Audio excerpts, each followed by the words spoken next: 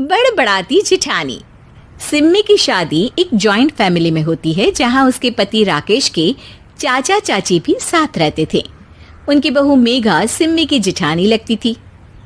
अरे मेघा, राकेश आ गया है, उसका खाना लगा दे बेटा। हाँ माँ, बस वो चेंज कर ले, मैं खाना लगा दूंगी। सबके कमरे में जाने के बाद सिम्मी और राकेश साथ खाना खाते हैं, जिसे देखकर मेघा को जलन होने लगती है। अरे सिम्मी, हमारे घर में पति के साथ खाना खाने का रिवाज नहीं है, तुम्हें राकेश ने बताया नहीं क्या? सिम्मी मुस्कुराकर वहां से चली जाती है कि मेघा सिम्मी की सास के पास जाती है। अरे चाची जी, राकेश भैया तो सीधे हैं, कछु नहीं बोलते, कछु नहीं समझते, लेकिन आप तो सयानी है ना। अब देखिए, साथ बैठकर खाती है भैया के। कुछ झूठा मीठा उसका भैया के पेट में चला जाए तो सिम्मी को तो पाप लगेगा ना, पाप। सिम्मी मेघा की बात सुन लेती है लेकिन कुछ नहीं बोलती। अगले दिन, सिम्मी, मैं मुंबई जा रहा हूँ, तुमको चलना है तो साथ चलो। मेघा राकेश की बात सुनती है और सीधे सिम्मी की सास के पास जाती है। अरे चाची, अरे चाची। अरे मेघा, क्या हो गया? बहुत परेशान लग रही है, सब ठीक तो है ना? अरे नहीं ना चाची, कैसा ठीक है? राकेश भैया मुंबई जा रहे हैं, आप तो जानती हैं कितने सीधे हैं, इतनी दूर जा रहे हैं, कहीं कुछ हो न जाए। अरे नहीं नहीं, मैं नहीं जाने दूंगी उसे। अरे सिम्मी, पता चला है कि राकेश मुंबई जा रहा है। ना बेटा ना, वो नहीं जा सकता। अरे माँ, उन्हें ऑफिस के काम से जाना था, लेकिन आपको तो पता है ना, उन्हीं दिनों मेरे मायके में शादी है, तो वो अपनी जगह किसी और को भेज रहे हैं। अच्छा अच्छा, तो फिर ठीक है।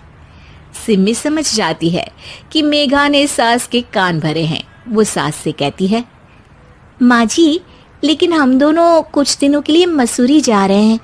आप तो जानती हैं कि शादी के बाद हम कहीं नहीं गए। अच्छा अच्छा, ठीक है, जाओ घुमाओ। सास वहां से चली जाती है। सिम्मी अपने कमरे में कपड़े पैक कर रही होती है कि तभी मेघा आ जाती है। अरे गर्मी में सर्दी के कपड़े काहे पैक कर रही हो? सिम्मी को मेघा पर नाराजगी तो होती है, लेकिन फिर भी वो कुछ नहीं बोलती। दरअसल मैं और राकेश हनीमून के लिए मसूरी जा रहे हैं ना।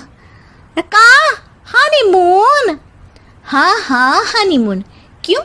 हनीमून के लिए तो पति पत्नी ही जाते हैं ना, तो मैं और राकेश जा रहे हैं। मेघा भागकर सिम्मी की सास के पास जाती है। अरे चाची, सच में तुम लोगों जितना सीधा परिवार तो मैंने देखा ही नहीं है। अरे अकेले भेजोगे दोनों को? मैं और सुरेश तो कभी अकेले नहीं गए। हाँ भाई, हम तो परिवार में ही अच्छे, बड़ों के बीच, ऊपर से खर्चे है भगवान। अरे चाची, पहाड़ी इलाका है, कुछ हो गया तो? सास सीधे सिम्मी को बुलाती है, लेकिन सिम्मी तो वहीं सास के कमरे के बाहर ही खड़ी थी। बस मेघा दीदी, आपसे यही उम्मीद थी। अरे बड़ी हूँ, घर के कायदे कानून तो मैं ही बताऊंगी ना। अरे तो अपने घर में रखिए ना सारे कायदे कानून। आपकी सास खुद खाना बनाती है, क्योंकि आप यहाँ आकर मेरी सास के कान भरती हैं। आपका पति हमेशा खुद खाना लेकर खाते हैं, क्योंकि आप मेरे घर में ये देखने के लिए बैठी रहती हैं कि मैंने और राकेश ने साथ खाना खाया तो खाया कैसे। मेघा दीदी, आप अपने घर और घर वालों का ख्याल रखिए, मेरे घर में ज्यादा घुसने की जरूरत नहीं है। और हाँ, मैं अपने सास और पति को संभाल लूंगी। मेघा चिल्लाती हुई वहां से चली जाती है, जिसकी आवाज सुनकर राकेश वहां आ जाता है। सिम्मी, मैंने तो तुम्हें पहले ही अपने घर का माहौल बता दिया था। हाँ राकेश, तुम्हारे घर का माहौल बहुत अच्छा है, लेकिन बाहर से कुछ लोग आकर इसे खराब करना चाहते हैं, जो मैं नहीं होने दूंगी। सास सिम्मी की बात सुनकर कमरे में चली जाती है। सिमी और राकेश घूमने जाते हैं और जब वापस आते हैं तो दरवाजे में मेघा और उसके पति खड़े होते हैं, वो भी सामान लेकर। अब छोटे मर्यादा तोड़कर घूम रहे हैं तो हम काहे नहीं। अरे भाभी, तो आपको किसने मना किया है? वैसे भी 4 दिन की जिंदगी है, दूसरों के घर में ताक झाक करके बिताने से अच्छा हो मौज करके ही बिताओ। बहू का तकिया कलाम। सिद्धि की एक आदत थी, उसे इंग्लिश के शब्दों को अपनी हर बात के बीच में बोलने का बड़ा शौक था, खास तौर से स्टॉप। स्टॉप मम्मी जी, ये क्या कर रही हैं? बिल्कुल स्टॉप हो जाइए। कितनी बार कहा है कि किचन में कुछ भी सामान इधर उधर करने से पहले पूछ लीजिए। अरे क्या स्टॉप स्टॉप करती रहती है, तेरा बस चले तो पूरी दुनिया स्टॉप करा दे। और हाँ, सामान इधर उधर नहीं, मैं बस ये देख रही थी कि चीनी कहाँ है, चाय पीने की तलब थी। स्टॉप मम्मी जी, अब ये मत बोलिए कि आपको ये भी नहीं पता कि किचन में चीनी कहाँ होती है। सास को सिद्धि की बात बिना सर पैर की लगती है, वो उससे बहस नहीं करना चाहती, सो वहां से निकल जाती है। सिद्धि कमरे में। स्टॉप, मैं कहती हूँ बिल्कुल स्टॉप। मैंने कहा बिल्कुल स्टॉप। नहीं करता स्टॉप बिल्कुल। अरे यार, बिजली की वायर जोड़ रहा था, तुमने स्टॉप होने के लिए बोला और ये देखो क्या हुआ, करंट लग गया। अब करंट लगने पर चिल्ला रहा हूँ तो भी स्टॉप। अरे चाहती क्या हो तुम? स्टॉप, मैं क्या चाहती हूँ? अरे अब कैसे स्टॉप हो जाऊं? मेरा मतलब है स्टॉप स्टॉप। सिद्धि फिर चली जाती है सब्जी वाले के पास। भैया, वो बैंगन किलो और आलू 5 किलो। Stop stop. काफी देर होने के बाद भी सिद्धि को उसका सामान नहीं मिलता। क्या है भैया, कब से बोल रही हूँ, आलू 5 किलो, बैंगन 2 किलो, फिर दे क्यों नहीं दे रहे हो? भैया स्टॉप। बहन जी, मैं तो 2 मिनट में तोल दूं, लेकिन आप ही तो बोल रही हैं स्टॉप। अब इतनी तो अंग्रेजी हम भी जानते हैं ना कि स्टॉप का मतलब होता है कि रुक जाओ, तो रुक गए भाई। अरे यार, क्या लोग हैं। स्टॉप। अरे तोलो तोलो चलो। किसी तरह सामान लेकर सिद्धि घर आती है, जहां वो देखती है कि ढेर सारे मेहमान बैठे होते हैं। सिद्धि आते ही जोर से चिल्लाती है, स्टॉप, आप यहाँ सब कैसे? अरे अब कैसे स्टॉप हो जावे बहू, जितना आना था आ गए हम। अब हाँ बैठिए ना, सासू माँ आप बात करिए, मैं चाय बनाकर ला रही हूँ। सभी बात करने में लग जाते हैं कि तभी सिद्धि किचन से निकल कर आ जाती है। स्टॉप स्टॉप, अरे क्या खाएंगे आप लोग? पकौड़ी बना दूं या चीला या फिर इडली बना दूं? अरे जो मर्जी बना दो, बस ले आओ जल्दी से बहू, इन लोगों को निकलना है, कोई जरूरी बात करने आए हैं। अच्छा अच्छा स्टॉप। सिद्धि स्टॉप वाला अपना तकिया कलाम बोलकर निकल जाती है, लेकिन थोड़ी देर बाद जब वो कमरे में चाय नाश्ते के साथ आती है तो जरूरी बात हो गई आप लोगों की, या मेरे डर से शांत हो गए कि चुप हो जाओ, सिद्धि आ गई है। बोलिए ना। बस जैसे ही सिद्धि ने कहा बोलिए ना, घर में चकर पकर की आवाज गूंजने लगती है। अरे तुम स्टॉप क्या बोल कर गई, सभी शांत हो गए, अब बात शुरू करेंगे। हाँ भाई बहू, तुम वो स्टॉप बोल कर गई तो हम लोगों को लगा कि शायद तुम भी सुनना चाहती हो कि हम लोग क्या बात कर रहे हैं। फिर जो मेहमानों की बात शुरू होती है वो घंटों बीत जाते हैं, चलती ही रहती है। अरे तेरे स्टॉप के चक्कर में दोपहर हो गई, अब जाकर सबके लिए जा खाना बना कर लिया। तभी स्टॉप नहीं बोला होता तो अब तक बात खत्म हो चुकी होती। बेचारी सिद्धि करती भी क्या, खुद के स्टॉप बोलने की आदत से खुद ही परेशानी मोल लेती है। आप लोग खाना खाकर जाइए, हाँ मैं जा रही हूँ बनाने। मम्मी जी लेकिन स्टॉप, मैं ना खाना बना कर लाती हूँ। सिद्धि सबको खाना खिलाकर विदा करती है। पूरी तरह से थक चुकी सिद्धि शाम को पार्क में वॉक करने जाती है। स्टॉप यार, आज तो मैंने बहुत खा लिया, पेट लग रहा है कि फट ही जाएगा। सहेली एक जगह खड़ी होकर सिद्धि की बातें सुनती है। सिद्धि उसे दिन भर की सारी बातें कहती हैं। स्टॉप यार स्टॉप, चल मैं घर जा रही हूँ, सोचा था थोड़ा वॉक कर लूंगी, पेट हल्का हो जाएगा। सारा दिन काम कर कर के थक भी गई थी, लेकिन यार तेरे कारण बस खड़ी ही रह गई। वैसे तू पार्क करने क्या आई थी? और यार बड़ी अजीब लड़की है, मैंने कितनी बार बोला कि मैं वॉक पर आई थी, लेकिन तू स्टॉप स्टॉप बोलकर रोक लेती थी मुझे। यार प्लीज अब तू जा, मैं वॉक करके ही घर जाऊंगी। ओ यार वो स्टॉप तो मेरा तकिया कलाम है। घर के सभी लोग सिद्धि के स्टॉप से परेशान थे। वे कभी उसके बोलने पर स्टॉप हो जाते तो मुसीबत आ जाती, कभी नहीं होते तो भी मुसीबत आ जाती। अरे मैं तो इस बहू के तकिया कलाम से परेशान हो गई हूँ। अरे कोई तो उसकी ये आदत हटाए। देखो माँ, ये जो आदत होती है ना, जब तक खुद की जान पर न बन जाए आदत छूटती नहीं। अरे उसकी जान पर बनाए उससे हमें क्या, हम लोगों के लिए तो ये परेशानी का कारण बनती ही जा रही है। उधर सिद्धि खुद सोचती है, अरे यार पहले बाजार से देर, फिर दिन का सारा खाना, और फिर पार्क में मैं टहल भी नहीं पाई। क्या करूं? इस तकिया कलाम के कारण मैं खुद ही परेशानी झेल लेती हूँ। एक काम करती हूँ, आज से सोच समझ कर बोला करूंगी। बहू स्कूटी उठाती है और निकल जाती है, लेकिन जैसे ही वो बीच चौक पर पहुंचती है, स्कूटी फिसल जाती है और वो नीचे गिर जाती है। हाय रे, कोई तो बचाओ, किसने टक्कर मार दी मुझे? कितना दर्द हो रहा है, कोई तो डॉक्टर के पास लेकर चलो। स्टॉप। बस जैसे ही बहू स्टॉप बोलती है, सारे वहीं रुक जाते हैं। बड़ी घमंडी औरत है, एक तो हम बचा रहे हैं, ऊपर से देखो स्टॉप बोल रही है। स्टॉप? कोई नहीं है क्या इस पूरे शहर में? बहू अपने तकिया कलाम की रट लगा कर रखती है। स्टॉप कोई है, कोई स्टॉप। लोग उसकी मदद के लिए आगे तो आते हैं, लेकिन जैसे ही उसका तकिया कलाम सुनते हैं वहां से निकल जाते हैं। तभी कहीं से उसका पति लौट रहा था। वो बीवी को रास्ते में पड़ा देख हैरान रह जाता है। अरे तुम यहाँ, कितनी चोट लगी है तुम्हें? पति आसपास खड़े लोगों पर गुस्सा हो जाता है। आप लोगों को दिखाई नहीं दे रहा कि मेरी बीवी को चोट लगी है? कोई भी नहीं है जो उसे उठाकर बिठा सके? अरे भाई साहब, कोई क्या मदद करे इस महिला की?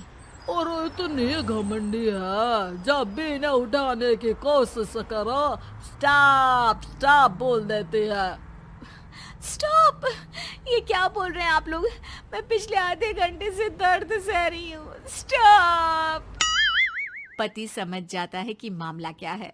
वो सर पर हाथ रख लेता है, लेकिन जल्दी ही बीवी को डॉक्टर के पास ले जाता है। ओह, इन्हें तो बहुत ज्यादा चोट लगी है। आप लोगों ने इन्हें लाने में कुछ ज्यादा ही देर कर दी है। रुकिए मैं चेक करता हूँ। डॉक्टर जैसे ही बहू के पास पहुँचता है। हाँ तो मैम, कहाँ चोट लगी है आपको? यहाँ? स्टॉप। डॉक्टर देखते देखते अचानक रुक जाता है। अब भी स्टॉप? अरे नहीं नहीं डॉक्टर साहब, अब तो सपने में भी स्टॉप नहीं बोलूंगी। बचत वाली बहू। बचत करना और पैसों को बुरे वक्त के लिए जमा रखना बहुत अच्छी बात है, लेकिन इसे किस हद तक करना है, ये सोचने वाली बात है। शिल्पी पड़ोसी शिखा के घर पर है। आए हाय, कितना ठंडा ड्राइंग रूम है तुम लोगों का। मैं तो यहीं दरी बिछाकर लेट रही हूँ। बच्चे स्कूल से आ जाए फिर ही जाऊंगी अपने घर। हाँ हाँ शिल्पी, क्यों नहीं, आराम करो। सब ठीक तो है ना? तुम लोगों के घर का एसी नहीं चल रहा है क्या? अरे नहीं चल रहा है, बस घर में अकेले मन नहीं लगता। बच्चे नहीं है ना, और ये तो गए हैं ऑफिस। खैर, ये शिल्पी का काम था, जहां से जितना बच जाए बचा लेती। महीने के अंतिम दिन। वाह, इस बार की गर्मी में 2000 रुपए कम आए हैं। तभी बेटा आता है। माँ मेरे पेट में दर्द हो रहा है, ये पीठ पे देखो ना, छोटे छोटे दाने भी हो गए। अरे इसे लेकर तुरंत डॉक्टर के पास चलो। ये क्या हो रहा है, घमोरी क्यों हो रही है? और पेट में दर्द भी तो सही बात नहीं है। वो लोग डॉक्टर के पास जाते हैं, जहाँ डॉक्टर बच्चे को देखता है और दवा लिख कर देता है। देखिए, इसे गर्मी से बचाइए। आप लोग तो अच्छे पैसे वाले लगते हैं, घर में ऐसी नहीं है क्या? बच्चे को गर्मी से एलर्जी है। खैर, निकालिए 5000 रुपये और ये दवाई लीजिए। घर आकर शिल्पी को 5000 रुपये खर्च हो जाने की टेंशन हो जाती है। वो सोचने लगती है कि जो पैसे डॉक्टर के क्लिनिक में लग गए, उससे कैसे वापस रिकवर किया जाए। फाइनली, चलो जरा बाजार में जाकर कुछ सब्जियां खरीद कर आती हूँ, राशन भी खत्म हो रहा है। भैया ये चावल कैसे किलो है? मैडम ये 40 रुपए, ये 50 और ये 70 वाला। अरे बहुत महंगे से हैं, कोई सस्ता सा दिखाओ ना। अरे बस यही है जो है। तभी शिल्पी की नजर पास के बोरे में जाती है जहाँ कुछ चावल पड़े होते हैं। और ये वाला चावल, ये चावल कैसे दे रहे हो? अरे ये तो 10 रुपए किलो है, पास के गांव के लोग ले जाते हैं, साफ करके जानवरों को खिलाते हैं। ये कीड़े लगे हैं ना, ऊपर से गीले भी हैं और छोटे टुकड़े भी हैं। अरे ठीक है, कोई बात नहीं, पैक कर दो 5 किलो। दुकानदार करता भी क्या, लाख समझाने पर भी जब शिल्पी नहीं मानी तो उसने वही चावल पैक कर दिया। ओहो, चावल तो सच्ची बहुत खराब है, लेकिन कोई बात नहीं, मैं इनको ठीक कर देती हूँ। शाम को पति घर आता है। अरे ये कैसे चावल है यार, गले के नीचे ही नहीं उतर रहा है और पता नहीं क्यों खट्टे भी लग रहे हैं। वो ना चावल थोड़े सस्ते वाले हैं, वैसे सबने खाया, किसी ने कुछ नहीं कहा। आपको ही पता नहीं सब क्यों खराब लगता है। पति कुछ नहीं कहता, वो भी खा पीकर सो जाता है। लेकिन अचानक, हे भगवान, पेट में दर्द हो रहा है। शिल्पी क्या हो रहा है, मुझे डॉक्टर के पास जाना होगा। पति फिर उसी डॉक्टर के पास जा पहुंचता है। लगता है आप लोगों ने एसी चलाना शुरू नहीं किया। खैर आइए टेस्ट करते हैं, फिलहाल तो 10,000 देकर आप भर्ती हो जाइए। पति अस्पताल में भर्ती हो जाता है और उसके सारे टेस्ट होते हैं। 3-4 दिन अस्पताल में रहने के बाद जब पति घर आता है तो वो शिल्पी पर जोर से चिल्लाता है। तुमने जो चावल खिलाए थे वो फंगस लगे हुए थे, तुम जानती हो ऐसा चावल तो जानवरों को भी खाने के लिए नहीं देना चाहिए। अरे कैसी बात कर रहे हो, वो तो जानवरों के लिए ही थे, 10 रुपए किलो। वाह शिल्पी वाह, 10 रुपए बचाने के चक्कर में 10,000 लगवा दिए। अरे डॉक्टरों को पैसा देने से अच्छा है कि खुद अच्छा खाओ। एक दिन शिल्पी सब्जी लेने जाती है। अरे ये टमाटर कैसे दिए? सब्जी वाला जो कि शिल्पी को पहले से ही जानता था। अरे मैडम आपका ही इंतजार कर रहे थे, ये लीजिए आपकी सब्जी पूरी पैक करके रखे है। ये लीजिए आपकी सब्जी का थैला। अरे वाह, कितना दे दूं? अरे देख लीजिए, जो मन करे दे दीजिए। आप नहीं लेती तो मैं उस गाय भैंस को ही दे देता। शिल्पी पर्स से 20 रुपए निकाल कर दे देती है। खुशी खुशी घर आती है और फ्रिज में सारी सब्जियां रख देती है। पति रात को पानी लेने के लिए फ्रिज खोलता है। ओह छी छी, कितनी गंदी बदबू आ रही है, देखो तो कहाँ से आ रही है। वो जैसे ही सब्जियों का पैनल खोलता है और सब्जियां बाहर निकालता है। शिल्पी ये कैसी सब्जी है, खराब हो रही है, लगता है काफी दिनों से पड़ी है, फेंको इसे। ओ भगवान, ये कैसे खराब हो सकती है, मैं तो आज ही लेकर आई हूँ। जरूर तुमने पैसे बचाने के लिए सस्ते दामों में खरीदी होगी, है ना? आपको कैसे पता? अरे अच्छे से जानता हूँ तुम्हें, आज के बाद घर के खाने पीने का सामान तुम नहीं लाओगी। अब क्या था, बेचारी शिल्पी को समझ में ही नहीं आता कि वो कहाँ से कैसे पैसे बचाएगी। फिर एक दिन, शिल्पी वो मेरे ऑफिस के कलीग है ना, उसके घर पार्टी है, हम लोगों को भी बुलाया है, साथ चलेंगे। लेकिन मेरे पास तो कोई साड़ी है ही नहीं। अरे तो जाकर ले आओ ना, बाजार कौन सा दूर है। शिल्पी बाजार जाकर साड़ी ले आती है, लेकिन साड़ी होती है बहुत सस्ती, इतनी सस्ती कि शिल्पी जब उसे पहनकर तैयार होती है और पति के सामने आती है। अरे यार तैयार क्यों नहीं हो रही हो, जानती हो ना समय पर पहुंचना है, जल्दी जाओ चेंज करके आओ। कैसी बात कर रहे हैं आप, मजाक करना कोई आपसे सीखे। अरे नई साड़ी तो पहनी है मैंने। खैर दोनों पार्टी में जाते हैं, जहाँ एक काम वाली शिल्पी के पास आती है। मैडम ये जो हाथ में झूठा ग्लास है ना, दे दो, बर्तन धोने के लिए ले जा रही हूँ। अरे शिल्पी आपकी और इस काम वाली की साड़ी तो बिल्कुल एक जैसी है। नहीं, मेरी साड़ी का कपड़ा थोड़ा ज्यादा अच्छा है, ये वाली भी मिल रही थी लेकिन मैंने ली ही नहीं। क्या फायदा, हल्का कपड़ा जल्दी फट जाता है, ये वाली तो कुछ ज्यादा ही सस्ती है। सभी काम वाली की बात सुनकर शिल्पी पर जोर जोर से हंसने लगते हैं।